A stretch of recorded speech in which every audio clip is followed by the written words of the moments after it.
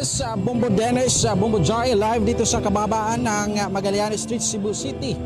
Muling naginingning ang pananampalataya ng mga Cebuano matapos dagsain ng libo-libong deboto ang taunang penitential walk na Walk with Jesus nitong madaling araw ng Huwebes, kung saan ang nasabing aktibidad ay ang opisyal na naghuhudyat sa pagsisimula ng selebrasyon ng Fiesta Señor at ng inaabangang Sinulog Festival 2026. Alas 2 pa lamang ng madaling araw nang magsimulang magsadatingan ang ibang mga deboto. Hindi lamang mga Cebuano pati na rin ang mga dayuhan. At gayon nga, kaninang alas 4 ay nagsimulang maglakad ang mga deboto mula sa Fuente Osmeña Circle patungo dito sa Basilica Minori del Santo Niño.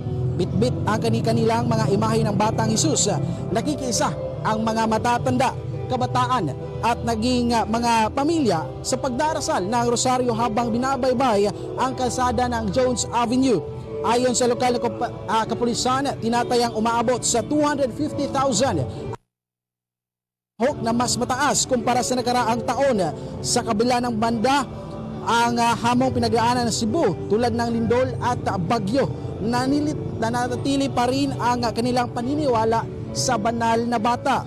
At isa sa mga kaakibat natin noong Dugong Bombo, ang miyembro ng Tau Gamma Philippines at Tau Gamma Sigma ay muling nagpakita rin ng kanilang dedikasyon sa paglilingkod sa komunidad sa pamamagitan ng pagbibigay ng libreng lugaw, poto, kape at tubig sa mga deboto na banal na bata. Ayon kay Wari Dabuco, organizer at isa ring devotee, na taon-taon na nila itong ginagawa at alay na rin ito kay Santo Niño sa pagpapakumbaba at pagpagabay nito sa pang-araw-araw na hamon ng buhay. Kaugnay nito, ating pakinggan ating naging panayam kay Wari Dabuco, ang isa sa mga Santo Niño devotee ngayong araw.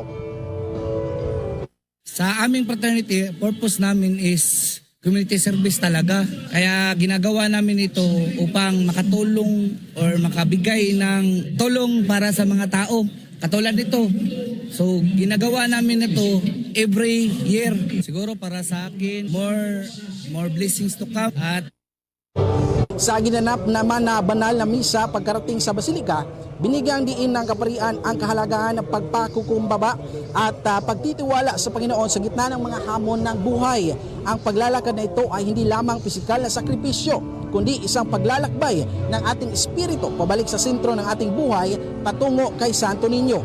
At base sa inisyal na ulat na naging mapayapa at naging organisado ang daloy ng prosesyon sa kabila ng siksikan.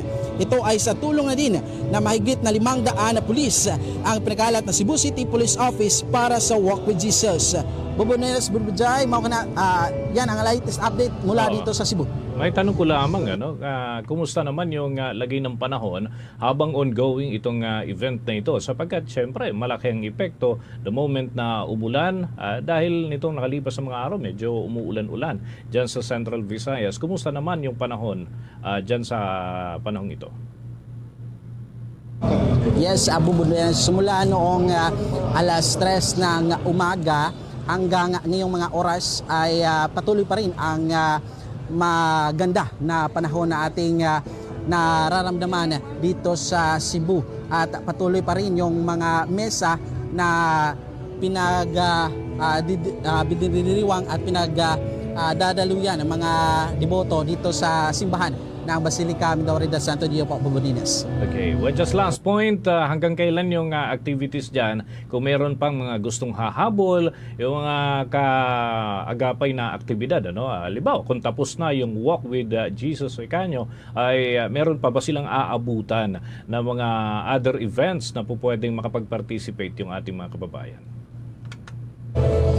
Yes, Bubonines, ang pagdiriwang ng opening salvo ng exercise simula ngayong araw din, Bombo Dennis, at hanggang ng hapon may mga misa pa rin at may mga deboto pa rin na pupunta rito sa Basilica Minori del Santo Niño, kung saan dito ako nakatayo ngayon, Bombo Dennis.